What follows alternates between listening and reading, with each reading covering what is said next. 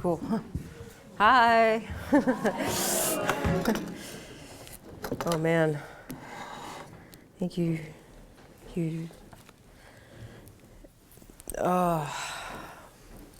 Halfway through Poetry Month. I'm ragged. I'm a little ragged.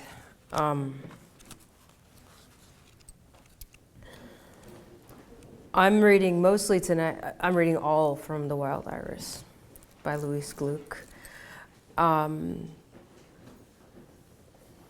The Wild Iris. At the end of my suffering, there was a door. Hear me out. That which you call death, I remember. Overhead, noises, branches of the pine shifting, then nothing. The weak sun flickered over the dry surface. It is terrible to survive as consciousness buried in the dark earth. Then it was over. That which you fear, being a soul and unable to speak, ending abruptly, the stiff earth bending a little, and what I took to be birds darting in low shrubs. You who do not remember passage from the other world, I tell you I could speak again. Whatever returns from oblivion returns to find a voice. From the center of my life came a great fountain, deep blue shadows on azure seawater. Matins.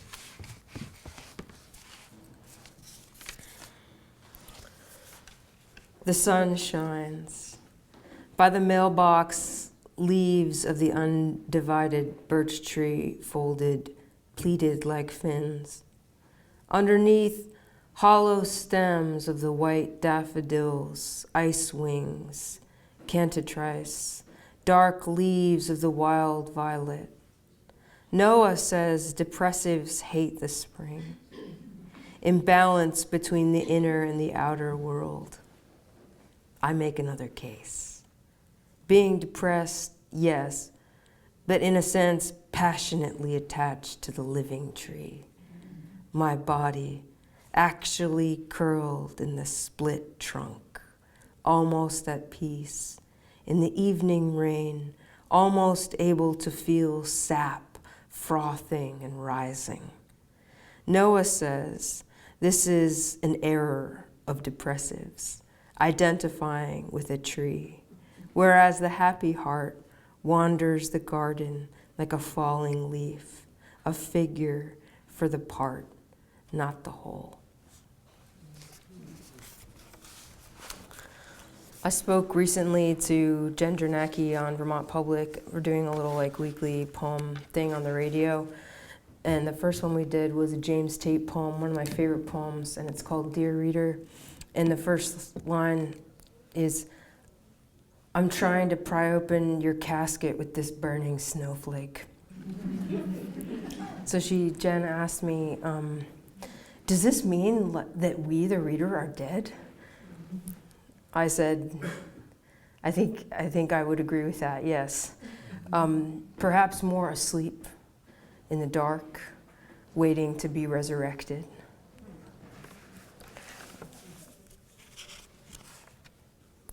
Trillium. I was just walking in the woods today. I saw the green shoots of trilliums coming up.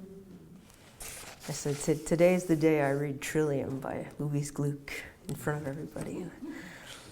I live this life as a Vermont poet so well, covered in ticks.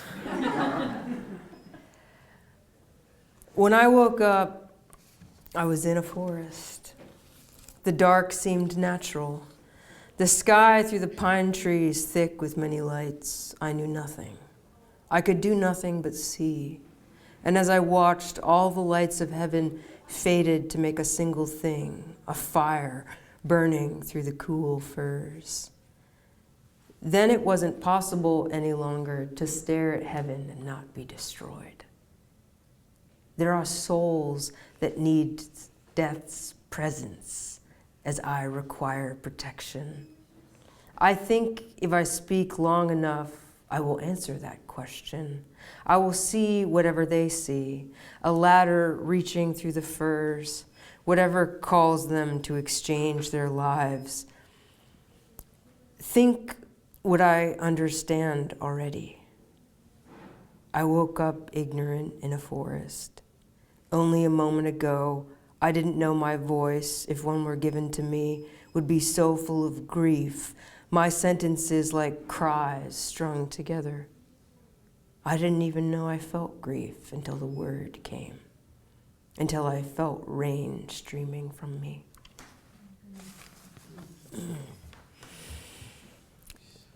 So good. This book is so good. I kind of wanted to resist, in a way, reading the Pulitzer-winning book, but I said, no, this is the one. This is the one my heart wants to talk of right now. So, I'm thinking of this reader. I'm trying to pry open your casket with a burning snowflake. The secret is that the poet, too, of course, is a reader. And the question is, the reader of what? And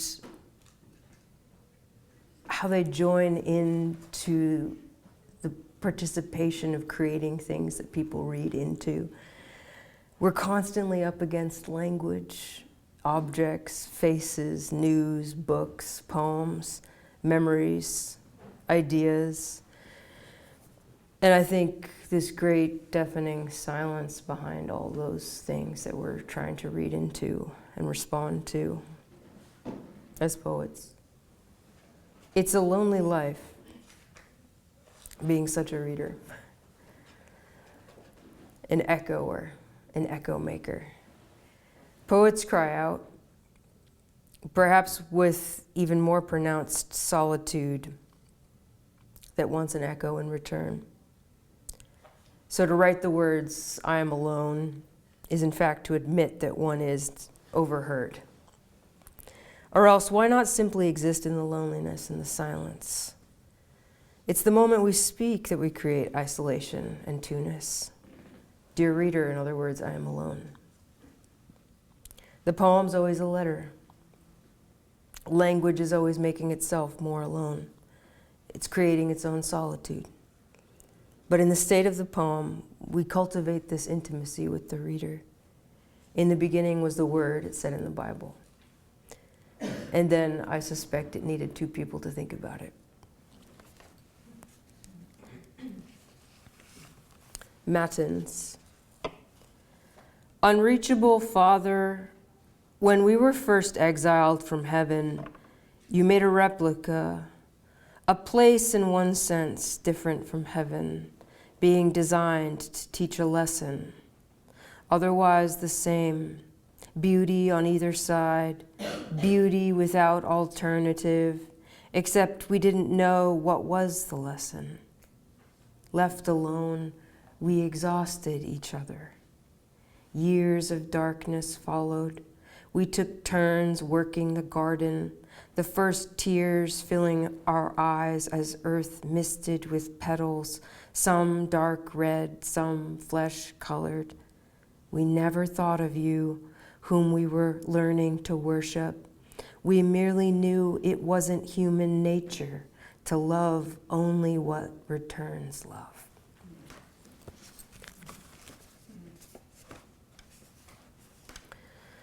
I spoke in my last talk on Robert Frost, and that perhaps the greatest gift that these poets I'm talking about give us is their focus on human loneliness. This is a strange gift that I find in poetry. It's a subtle and maybe not so subtle, pervasive sense within each one of us.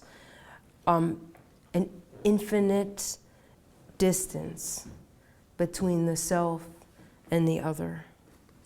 So instead of pretending that that crippling distance that we can't bridge is in each of us, in ourselves, I should say. The poet looks straight at it. They dwell within it. They speak within it, hoping for an answer within loneliness. Men work together, I told him from the heart, whether they work together or apart. That's Robert Frost. I am thinking so much about this idea of being like cast out long ago from the garden, reading this book of these voices within this garden. So cast out long ago from the garden, we cannot remember this casting out, but we sense it. And we long to return to it, or to fix it, or should we fix it while we're alive? Is it possible? And no matter how hard we try, whether it be in physical touch or in words alone, this isolation can never be wholly resolved, and its longing never satiated. We're born, in a sense, dying alone, and we work hard to both stave off death and hurry it along. So look at the way these trillionaires are trying so hard to stave off death. I mean, there's these campaigns they're doing, and they're bragging about ending death. So creepy.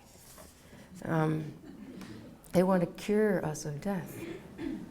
I understand anything so frightening as that, as to hear that. And at the same time, they're destroying the planet that we live on.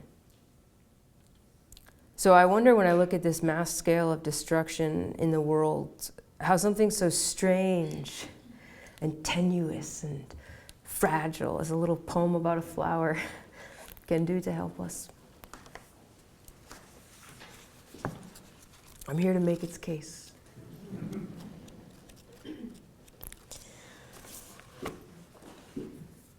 April. No one's despair is like my despair. You have no place in this garden thinking such things, producing the tiresome outward signs, the man pointedly weeding an entire forest, the woman limping, refusing to change clothes or wash her hair. Do you suppose I care if you speak to one another? But I mean you to know I expected better of two creatures who were given minds. If not that you would actually care for each other, at least that you would understand grief is distributed between you, among all your kind, for me to know you, as deep blue marks the wild scilia, white the wood violet.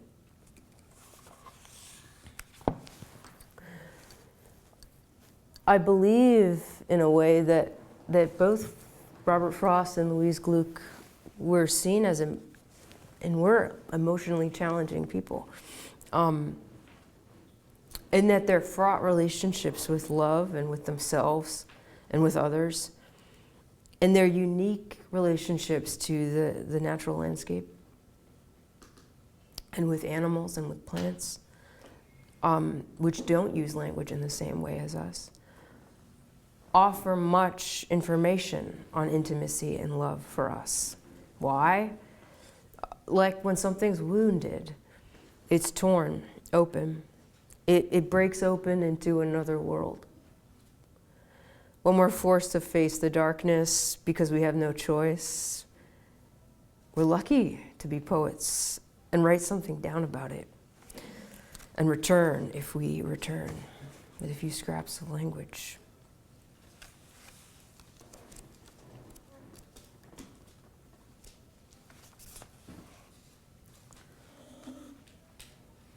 I hope this is mine.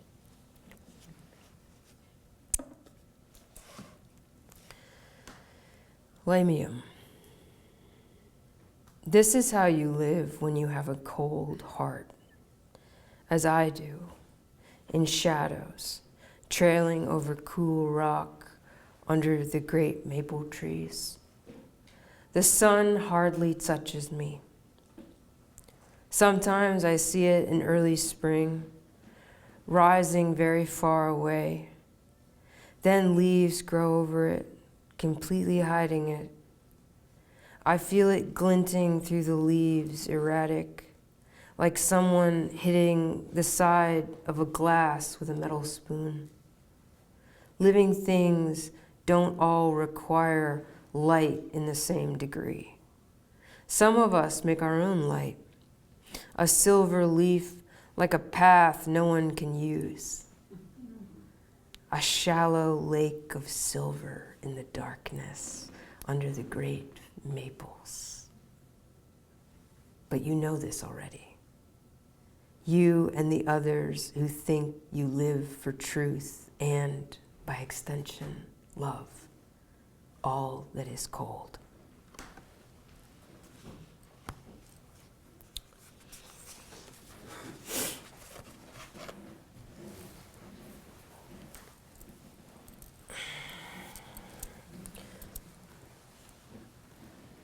Hi, join us. We're just getting going, really. I'm plagued by the inner unity of opposites. Anybody who knows me knows that I harp on this quite a lot. He doesn't stop giving, really. And if you're a reader of poetry, you don't stop finding it in great poetry. Paradoxes and contradictions. In our divisive world right now, we find it easy to take sides. Sometimes it's obvious.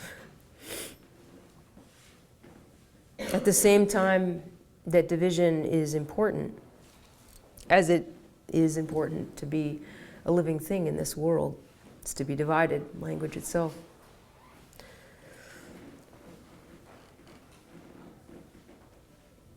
But the trick is, for us, especially us who have gathered here today together, is to find that in reading these poets who are able to speak from a multiplicity of voices and yet from within one voice, and contain in these words contradictions and paradoxes in language, and moreover to invite a reader into that system to expand upon meaning and truths within paradoxes and knowing.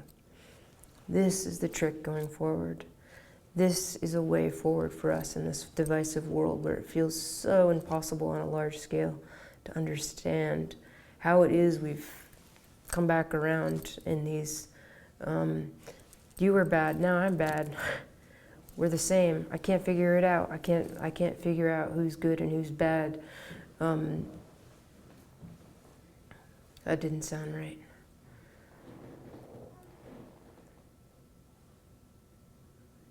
But there's something about saying he's a Hitler that happened before that we don't want to happen again. Something about the poem, the quiet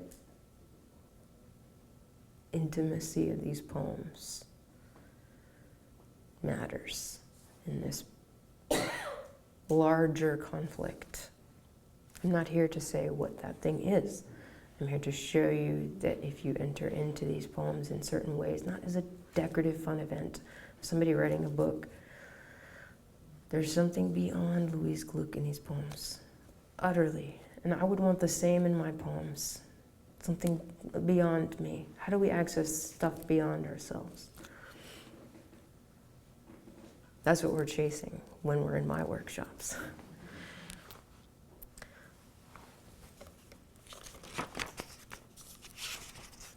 Spring snow.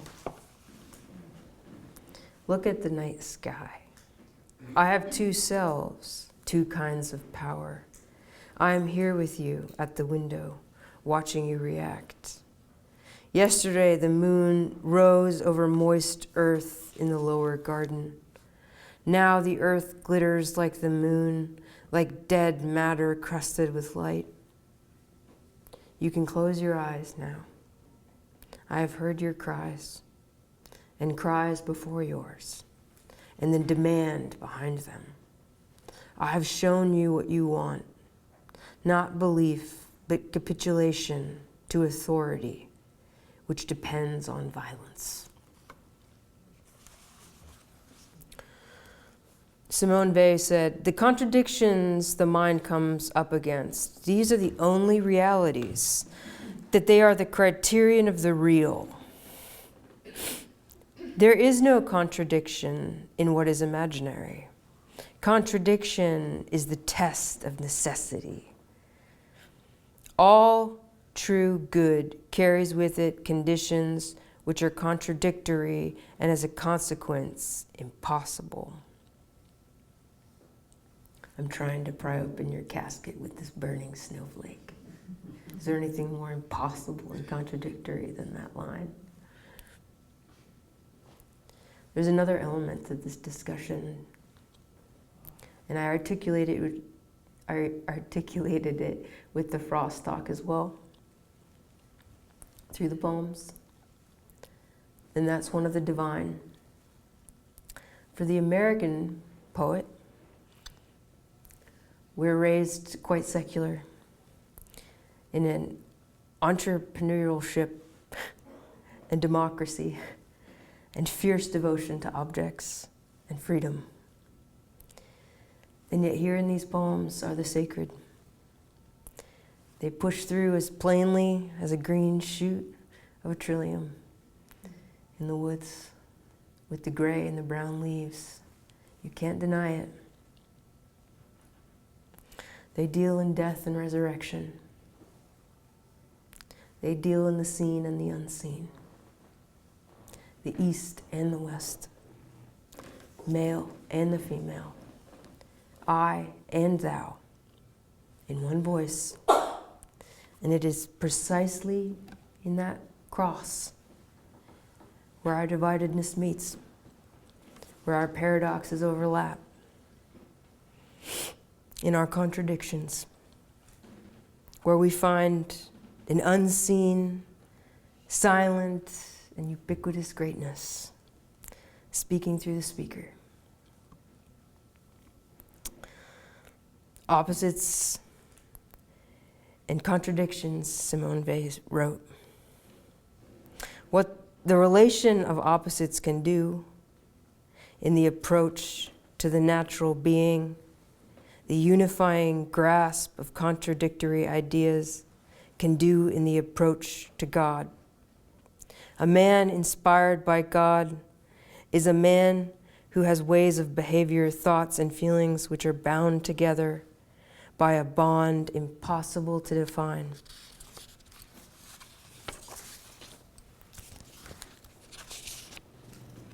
End of winter.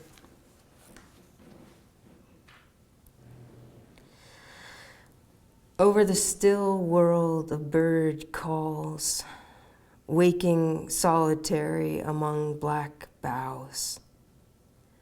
You wanted to be born, I let you be born. When has my grief ever gotten in the way of your pleasure? Plunging ahead into the dark and light at the same time, eager for sensation, as though you were some new thing, wanting to express yourselves, all brilliance, all vivacity, never thinking this would cost you anything, never imagining the sound of my voice as anything but a part of you.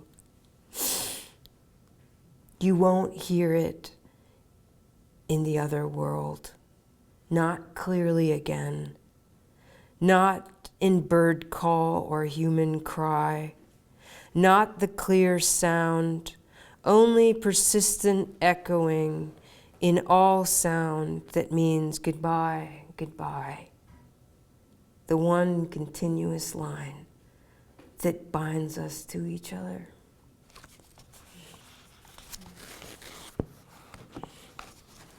Here we are in the city, talking about Louise Glück, Burlington, Vermont. This is the city I was born in. Louise Glück was a Poet Laureate of Vermont from 1994 to 1998. I was at Mary Hogan in Middlebury at that time.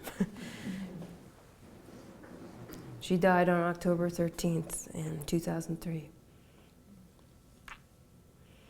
I don't know, this talk's all over the place, but I'm definitely considering resurrection. And so is The Wild Iris.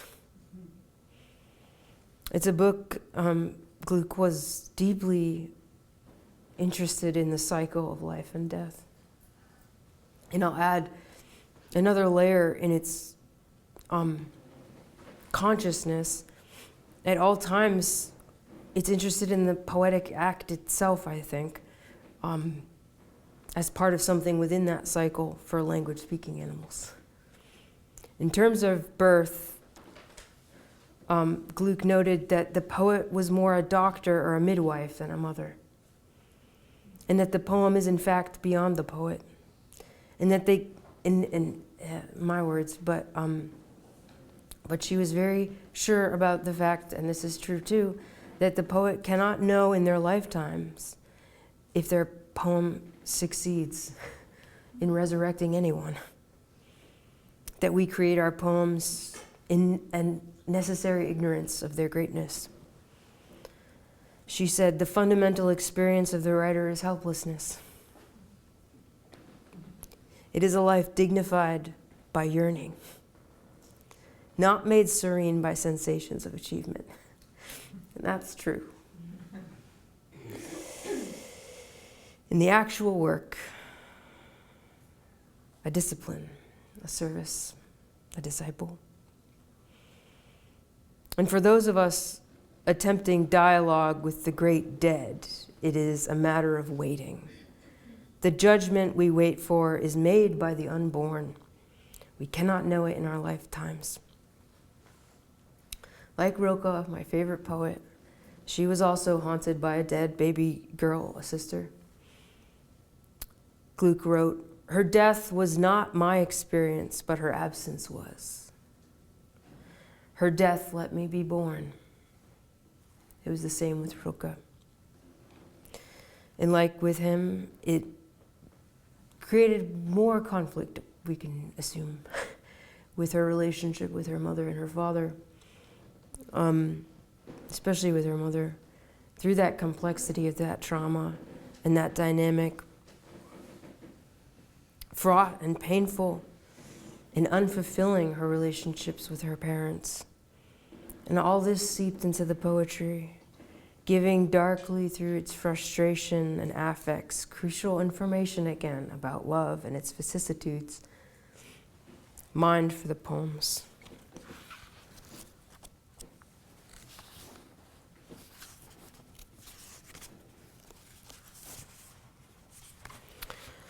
Matins, what is my heart to you, that you must break it over and over, like a plantsman testing his new species? Practice on something else. How can I live in colonies as you prefer if you impose a quarantine of affliction, dividing me from healthy members of my own tribe? You do not do this in the garden. Segregate the sick rose. You let it wave its sociable infested leaves in the faces of the other roses, and the tiny aphids leap from plant to plant, proving yet again I am the lowest of your creatures, following the thriving aphid and the trailing rose. Father, as agent of my solitude, alleviate at least my guilt. Lift the stigma of isolation, unless it is your plan to make me sound forever again as I was sound and whole in my mistaken childhood, or if not then, under the light weight of my mother's heart, or if not then, in dream, first being that would never die.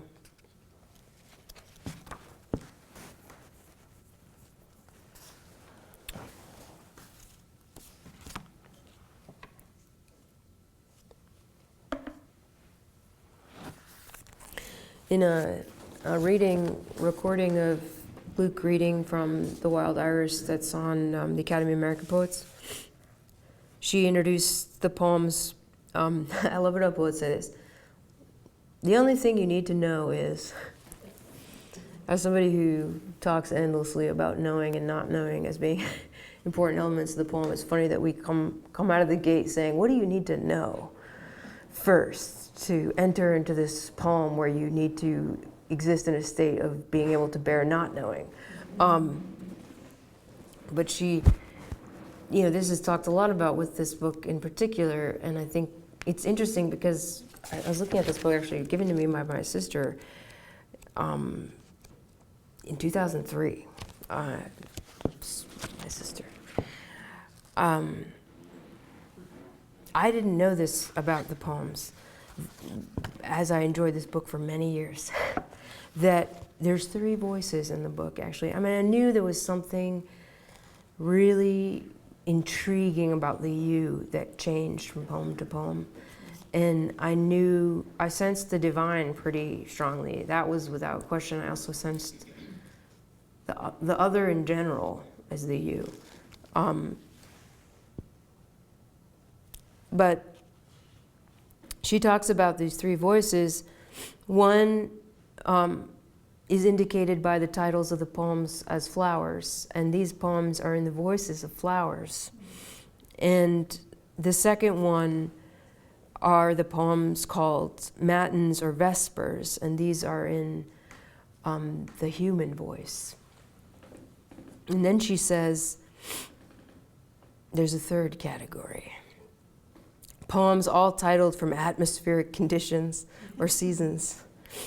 And these are in the voice of, as she says in this, decide what you think it. But it's, she talks about it extensively, and it's been written about extensively, and it's not even hidden here that it's, the divine voice is God. And I only mention all this because it's funny that we are so resistant to saying that it's in the voice of God. I mean, I think there's multiple reasons for that. The hubris, first of all, of speaking in the voice of God, and then also just the way that we are sort of scared to approach the sacred in poetry as Western thinkers. I mean, even Helen Wendler, I thought it was really interesting that in an essay she wrote on this book, she calls it the voice of a nameless God. It's not nameless at all. I mean, she uses the word God a lot. And then, of course, in the poems, in the voice of God, God wouldn't be saying God as much. And it's interesting to think about the naming in general, which comes up in the book too. Why did you name me? Why did you name me? And of course, the many names of God. And it's certainly a monadic God, although Glück, throughout all her books, as most great poets, and Rilke, everybody does, engages deeply with the pagan gods and myth.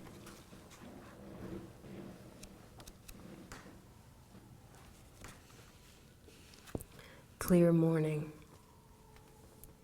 I've watched you long enough. I can speak to you any way I like. I've submitted to your preferences, observing patiently the things you love, speaking through vehicles only, in details of earth as you prefer, tendrils of blue clematis, light of early evening. You would never accept a voice like mine, indifferent to the objects you busily name. Your mouths, small circles of awe.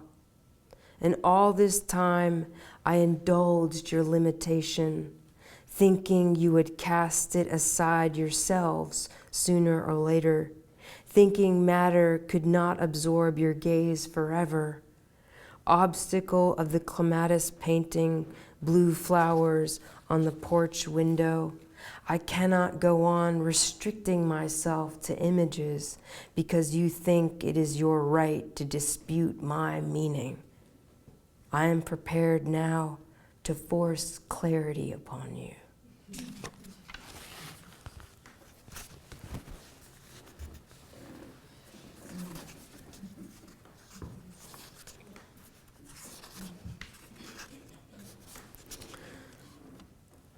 Retreating wind.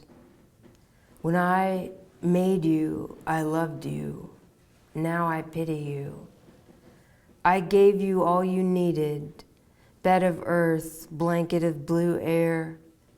As I get further away from you, I see you more clearly. Your souls should have been immense by now.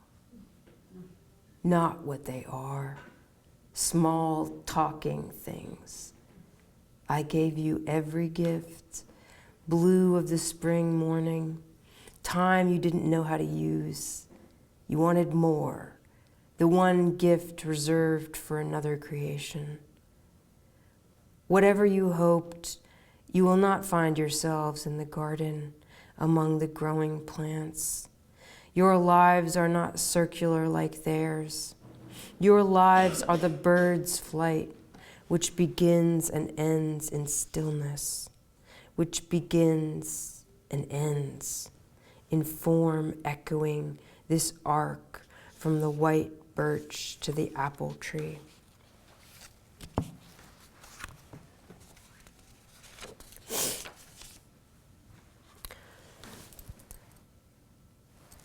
In this book, we see the garden itself as this stage in which these three voices are each given a chance to speak. You can feel between each one this sort of cutting off from the other and a sort of indignity and longing and cry.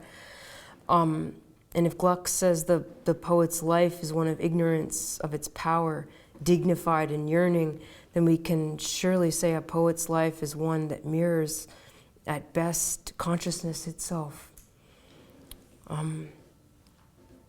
What is consciousness? Thought against the matter of this world. What do we give our attention to, the interior or the exterior? This is something that plagues the poet. It should plague us, right? I'm talking about the state of poetry. How can poetry help us in these dire times? Well, we can look inward fiercely.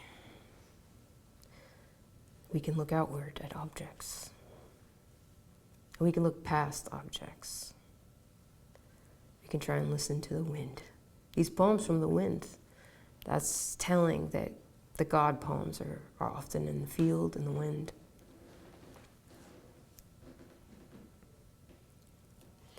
So, I don't know, I thought of Rilke's Do We Know Elegies, and I won't make you listen to the whole ninth elegy, even though, of course, I'm always ready to read a long Rilke poem.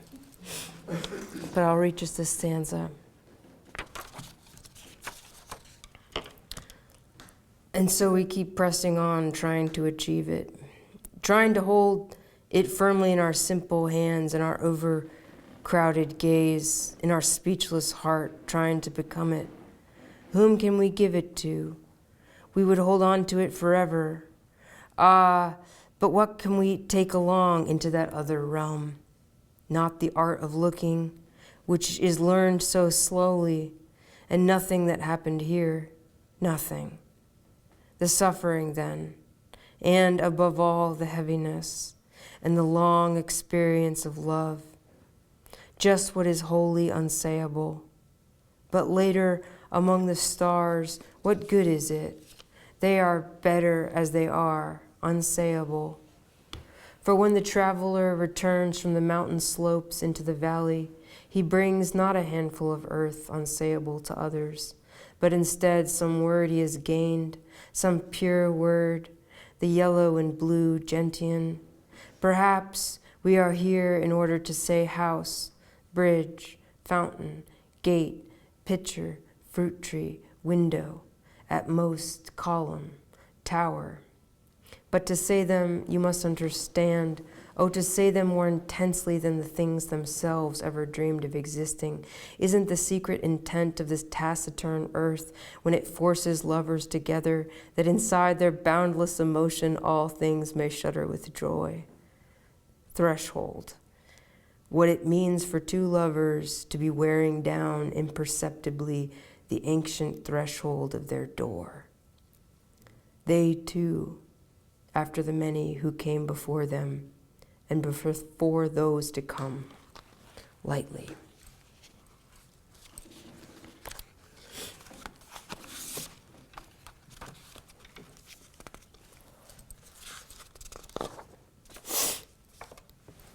In an interview many years ago, Louise Glück said, "I felt the temptation of the absolute as a danger, the mysticism, the spirituality out of which my best poems will come had in some ways to be fought. I tried to introduce and reintroduce the earthly, the temporal, because my orientation is always toward the eternal. It has a powerful hold over me, the absolute, the eternal, the immutable, that condition which does not exist in the physical world." In her essay, Proof and Theories, she said, "The impulse of our century has been to substitute earth for God as an object of reverence. This seems an implicit rejection of the eternal. But the religious mind, with its hunger for meaning and disposition to awe, is craving for the path, the continuum, the unbroken line for what is final, immutable, cannot sustain itself on matter and natural process." It cannot sustain itself on matter and natural process. It's something beyond matter. I don't know. The state of poetry might as well be the state of mankind. Essentially, yeah. Why does poetry matter? It tells us something about mankind and the eternal, and the natural world. When it comes to this insanity that's been being done by the administration of this country in our name, and its allies overseas, I feel often I'm trying to pry open a casket with a burning snowflake. It feels so impossible to overcome. I was watching the social media videos that the Iranian government was posting. How everything they said was wrapped up in their religion. How God was such a part of their view and standpoint on things. And then I was thinking about how, I'm on Twitter, so maybe I'm in a different bubble than you all, I don't know. But I don't think so. Hopefully not. We're not under a rock here. But I was thinking too how what a strange thing that suddenly I'm following the Pope on Twitter, and liking everything he's posting. I see these Republican lawmakers saying, "I don't know, has the Pope read the Bible before?" What is he saying these things for? It's like, suing for peace? I mean, he's quoting the Bible, it's like, and seeing him, walk with the Imam inside the Great Mosque of Algiers together today or yesterday. I mean, what a sight. What a beautiful sight in this hellish, then you see this picture of Trump, AI picture of Trump as Jesus, putting his hand on somebody and with, guns in the background. What's happening here? Something is happening. And God is involved in a way, our language around God, our participation in the sacred, right? It sounds so off to say that, our participation in the sacred. What is our participation in the sacred? Many of us meditate, many of us walk in the woods, and I find those are our ways in our secular world toward the sacred, but. Tarkovsky, the filmmaker, he said all artists, he said all poets are inherently spiritual if they're doing it right. And I think that's because they deal so much in these paradoxes, and that's what you see in a lot of the sacred texts. But they also deal so intensely with the seen and the unseen world. And with love, right? And with I and thou, and the ultimate I and the ultimate other, and that infinite distance between us, right? That I'll cut to full circle back to that idea. Did I write a whole book kind of meditating on these ideas? Yes. The near and distant world. Because I too found, like Glück starts this book off, this poem has been very important to me. My God, I can't even tell you how important The Wild Iris as a poem has been to me. At the end of my suffering, there was a door. And it is terrible to survive as consciousness buried in dark earth. That which you fear, being a soul unable to speak, ending abruptly, the stiff earth bending a little. I don't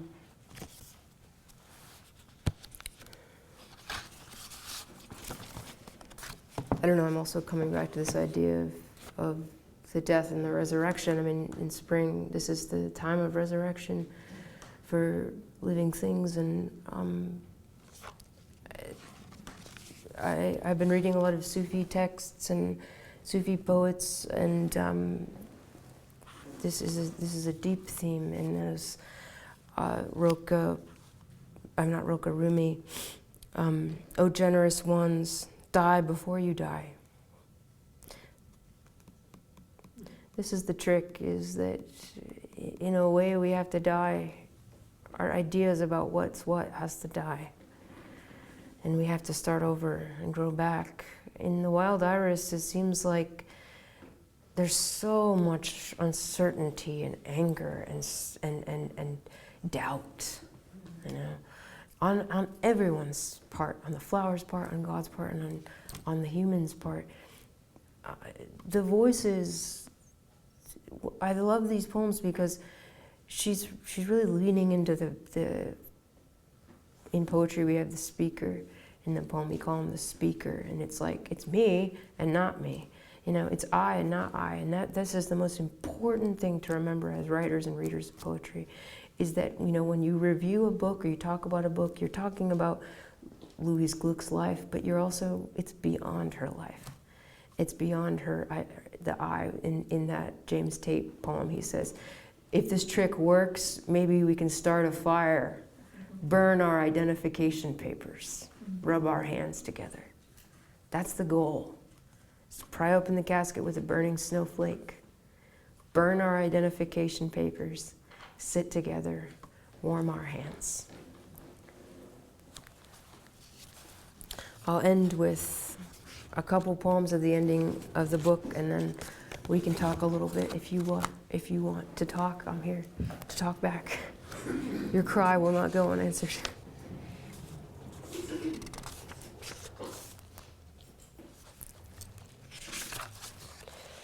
Oh, there's so many I wanted to read. I have to read The Red Poppy. The Red Poppy. The great thing is not having a mind. Feelings, oh, I have those. They govern me. I have a Lord in heaven called the sun, and open for him, showing him the fire of my own heart, fire like his presence. What could such glory be if not a heart? Oh, my brothers and sisters, were you like me once, long ago, before you were human? Did you permit yourselves to open once, who would never open again? Because in truth, I am speaking now the way you do. I speak because I am shattered.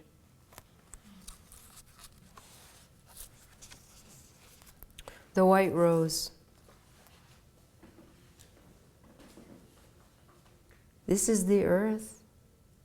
Then I don't belong here. Who are you in the lighted window, shadowed now by the flickering leaves of the wayfarer tree? Can you survive where I won't last beyond the first summer? All night the slender branches of the tree shift and rustle at the bright window. Explain my life to me, you who make no sign. Though I call out to you in the night, I am not like you. I've only my body for a voice. I can't disappear into silence. And in the cold morning, over the dark surface of the earth. Echoes of my voice drift. Whiteness steadily absorbs into darkness, as though you were making a sign after all, to convince me you too couldn't survive here, or to show me you are not the light I called to, but the blackness behind it.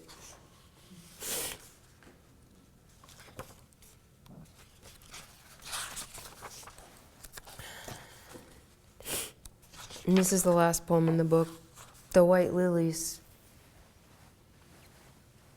I didn't finish my thought earlier, it's going to bother me. When I was saying that there's these three voices, these supposedly three distinct voices, what you see is that even these three distinct voices are fungible. They dissolve between each other. You see the hidden voice behind each voice. That it again is that Ruth Stone called it the undenying multiplicity of the world.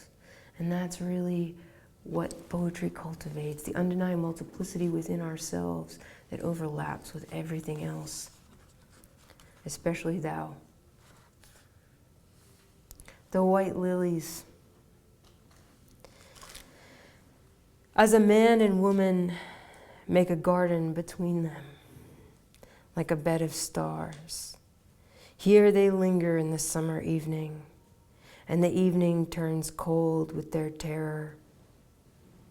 It could all end. It is capable of devastation.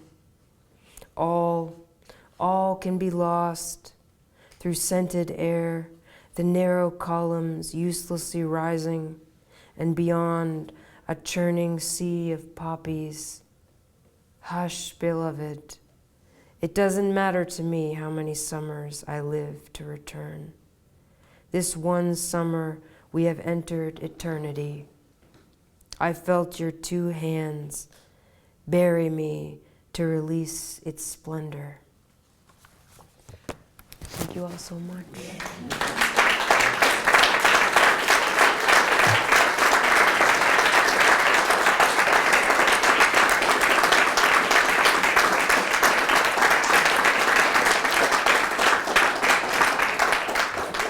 And I want to say thank you to Phoenix Books for having me back again. I love this bookstore. And Drew for introducing me. Okay, well, does anyone have any questions or any thoughts?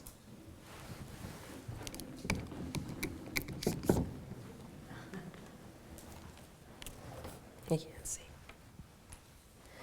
Joanna, meine Liebe.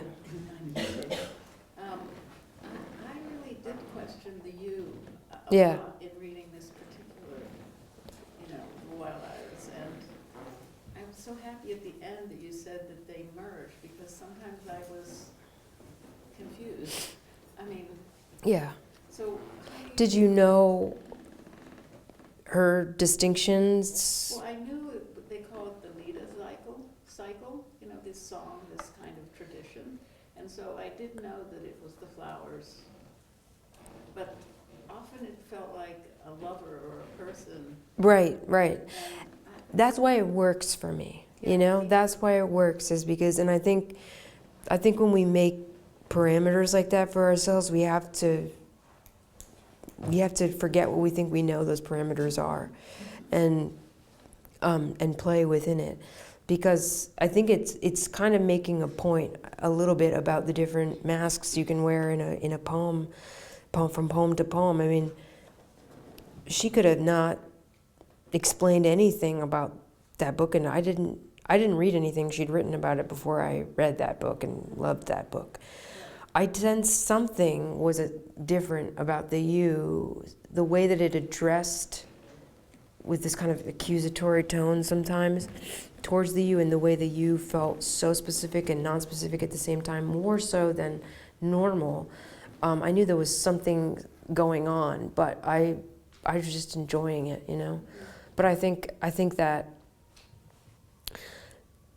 destabilization of self is really what it highlights, and I've talked about poetry as a means to explore questions of consciousness, and that leaves the human seat of human reason, that goes out, that looks more at the world, so there's some great poets that, it's not just a pathetic fallacy, it's called, right? It's where you have a chair talk in the voice of a chair, but it's really just a human using a chair to make a point. I think that we try to transcend that using the chair just for our own means. I think we try to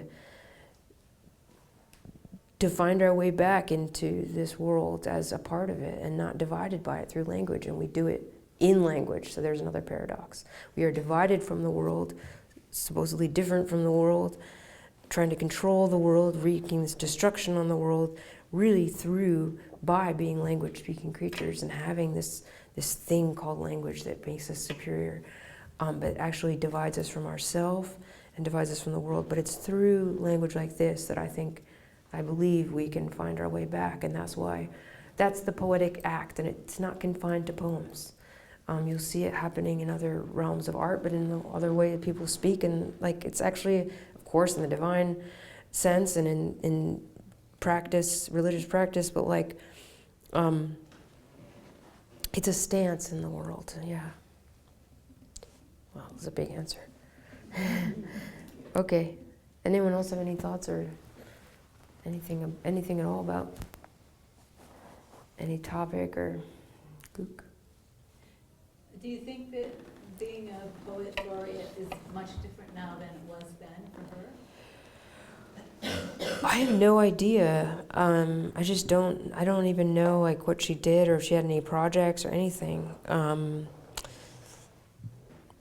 We have a different sort of social media landscape, that's for sure, but I don't know, I don't try to overdo that, I don't try to over post or anything, but I do post a lot of poetry and stuff online, but I do that anyway.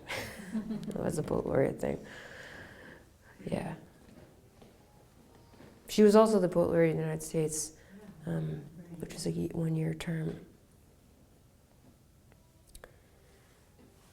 Yeah, Joanna. Do you think that later in her work in this Averno piece, do you think that she changed that you and I and that voice? Do you think Wild Iris was you? I think she climaxed something in Wild Iris, and then was able to pass through the new era, resurrection. But I don't know. I'd have to study Averno and think about it. But every book.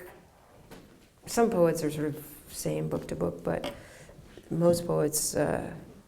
And I think with her, I see her work change. It's still her voice, but I do see her, the you in particular, just like the I in particular, they're kind of the same in some way, two sides of the same coin.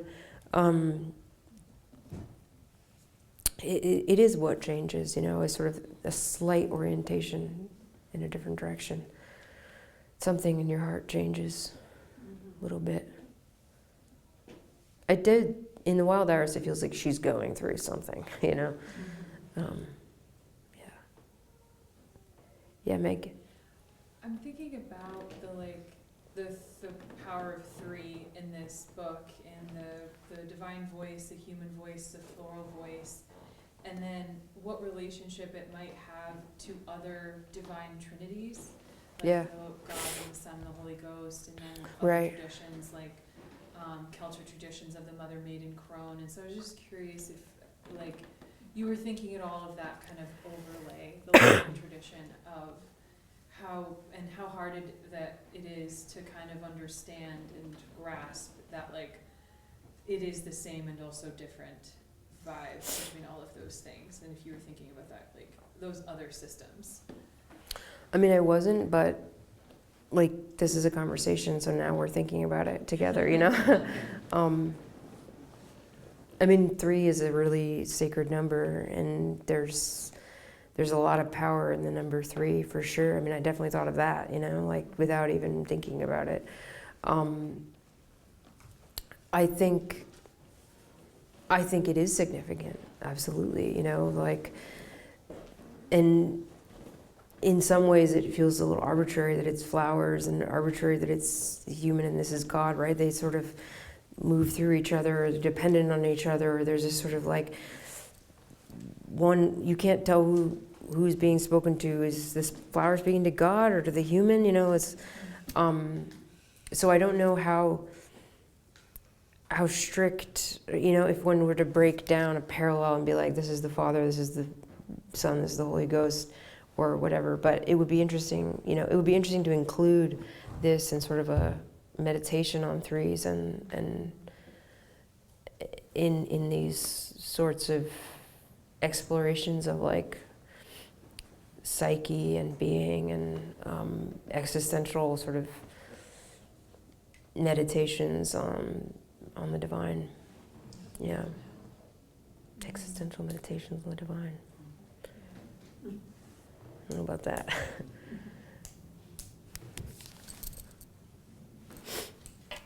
Yes. Yeah, I was thinking about the line you quoted a few times. Was it James Tate? Yeah. Dear reader, yeah. And you refer to it as a contradiction, and I wonder why it isn't a paradox, or how are they different, and is that relevant? Did I say it was a contradiction? Yeah. Yeah. Let's see, I'm trying to pry open your casket with this burning snowflake. I mean, I don't know if it is necessarily a contradiction, really, but I too am often like trying to find the right word when it comes to those moments, like, because sometimes paradox doesn't seem right either. It's a little magical thinking, anyway, I think. Yeah, I don't, magical thinking. Something What does that mean again? Well, it's been, Like wanting something to happen? So, imagine something that seems like it would be impossible to execute on the plane that we all live in together. right.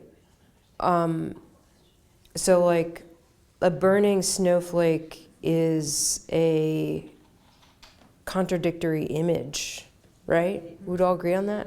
Let's do it together. It's an impossible, what? Haven't you been burned by ice though? Right, exactly, that kind of thing. Burned by ice. But you're not, well, can you get actually burned by ice? Feels like it. It feels like it, but it's not. It can You kill tissue. can, you can get burned by ice. You can get burned by ice. But is it actually the same thing as a burn? It kills your tissue. Yeah. I don't know if it's the same. Isn't the point though that like a burning snowflake couldn't in physics open the coffin? That's the test. Even a snowflake couldn't open the coffin, but right. A burning snowflake couldn't even exist to do the try, And he sort of layers on the impossibility of the task. I may just be trying to figure out how an image works. I mean, the image is easy for me to see, but it's like, I am actually really interested in finding the right language to talk about impossibilities or contradictions or paradoxes. Yeah. But that's just like a research problem. That's like a linguistic, deep dive, which I love doing. But there's a lot of words like that. And when you hear that phrase, it's such a beautiful image. You just want to worship it. Right. I do love seeing it. But it has an aliveness to it, it does the work of resurrection. Because I know that if I read that on a random Tuesday, I'm more alive than I was when that line started. Right. So he might have actually achieved it, and I love the verb try. I'm trying to pry open your casket with a burning stuff, I'm trying to do this, and he's like, you did it, James. I'm awake. Yeah. I'm here. And I love that about it. Yeah. I'm really interested in what you said about death at the beginning. Yeah. And then immediately went to that image of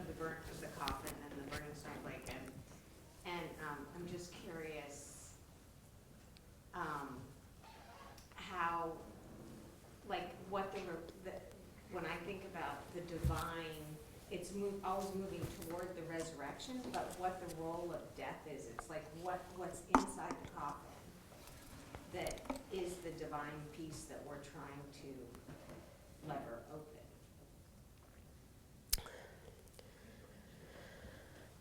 If that makes sense. I don't know if I'm making sense. I love it. I love it so much. I'm just parsing it out. Right. Like, I'm parsing out the question. Is the divine, I think the divine piece, I think that, for me, the divine piece is death before you die, right? And resurrection. It's not literally resurrecting after death as much, right? So, but we're not concerned with that anyway here. So much. Yeah, so I was sort of having issues with the image, actually, because I was like, well, we're already dead. So, but actually our goal is to die and then be resurrected. But there's also images of being dead right now, but it's more like, that's why I said, like, it's more like being asleep, right? So we need to truly die. And, you know, people talk a lot about ego death too, as it is sort of similar manifestation of this kind of death, or dying into God, right? Essentially, dying is losing dividedness, right? So you're sort of dying into the monad, or you're dying into oneness. This is, you know, poets talk all the time, and Louise Glück talked about it too in poems, and then also in the way that she talked about reading these poems. When I was quoting that Academy of American Poets reading she did, she said,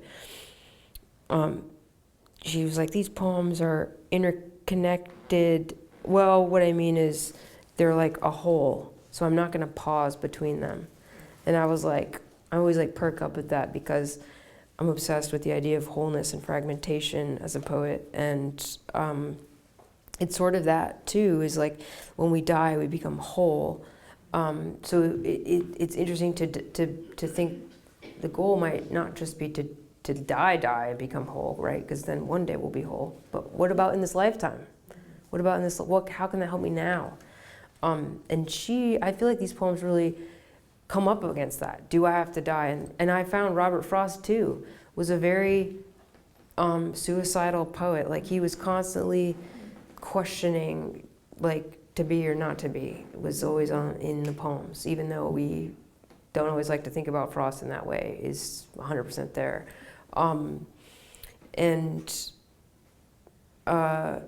Right, so how do we die?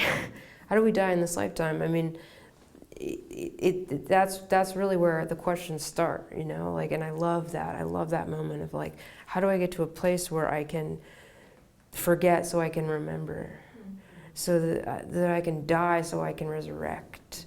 How can I find myself on a cycle like the rest of this earth? Because we're lucky in Vermont to see so clearly the seasons. Can I tell you a really beautiful image that happened to me earlier today? I was walking the dog in the woods, and it was so warm, and I was finally seeing those green shoots but there's like so many leaves on the ground, obviously. So it's mostly leaves. And we were walking along, but then I distinctly heard this sound of a snake in the leaves. And I knew it right away for what it was, and it seemed so loud to me. It seemed so loud, and it was like I couldn't see it, but like I knew it. And then I saw it, and it was just a big fat snake moving through the leaves. And it stopped and looked at me. And I was writing a little poem about Satan this morning, so it felt really apt. It had found me, and I was so grateful. And then I was like staring at it, and I was like, I'm not gonna hurt you, it's okay. And my dog came running 1,000,000 miles an hour. He ran right over it, and I couldn't find it, and I was freaking out. But it was fine. It was such a cute Vermont moment. But it was really that like, obviously I'm gonna try and put this in a poem somehow. but what I'm going to try and fit into the poem is the uncanny feeling of the sound in that moment of hearing a snake that had probably just woken up in the leaves and knowing exactly what that sound was without seeing it. I don't know. It felt like important. Yeah. One of the things that I've been hearing in all that you're saying is this kind of paradoxical shared condition of existential loneliness. Yeah. We're all separate together here. Yeah. Uh, Yeah, I mean, I didn't get into it as much here as in the Frost talk, but I think that there's, I think that some of us suffer from a kind of crippling loneliness. I feel so like, I know I felt it so much today, actually. I just feel so cut off, you know, like sometimes I feel so cut off. And yet, in those moments when I read a poem and I read it out loud, I feel so seen. I feel so not alone. But often those poems are about loneliness too. I don't know, it sounds kind of cheesy to say that, I guess, but like, that's not really the point I wanted to make. The point I wanted to make is that, like, we're afraid of being alone and we're afraid of looking inward. And it's because there's sometimes depression kind of feels kind of pleasurable, like there's something kind of like good in the repose of it, you know, the familiarity of it. But really feeling lonely and cut off from love is like, it's so brutal. It's so hard to look at what's happening in those moments. And to have the thought occur to you, oh, maybe I can write something, anything. It doesn't have to be about that. I don't know, even writing about it is so hard. I don't know what. You're just gonna write, see what happens. Something happens. I think we tap into a relationality and an infinitude between us and everything a little bit in these weird paradoxes and moments of knowing and not knowing in poetry, right? Because I get this thrill. I feel like I know something because I like know poetry, right? That it's okay that other people don't know it. It's like too intense, like too much. But like once you know and you find and you're looking for these poems that open these little doors, and like you get these little glimpses of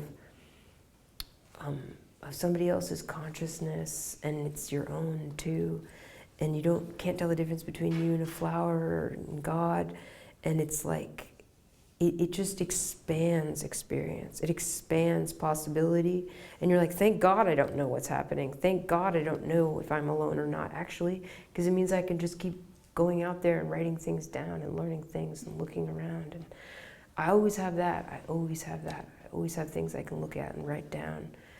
And so be it if it's lonely, but like, I'm sorry, this is not helpful. I feel like I'm not, like, I want to wrap it up a little bit with something. Yes, a theme is loneliness, because I feel like these poems teach us how to be alone and look inward. Because if we don't do that, we get very distracted. And when we get distracted and start projecting everything outward and ignoring what's going on inside and what's making us feel lonely and what's making it hard and what needs to be looked at, we start acting out. It's like I think about it as a way of to have a true relationship with the interior world is to actually have a very healthy relationship with the exterior world, and to have a balance between those two things. But you've got to have one and the other. And poetry teaches you how to like look inward and look outward. And many poets and poems do it in different ways. But we live in a world of distraction, and for sure. All right. Okay, we should go. But thank you all so much.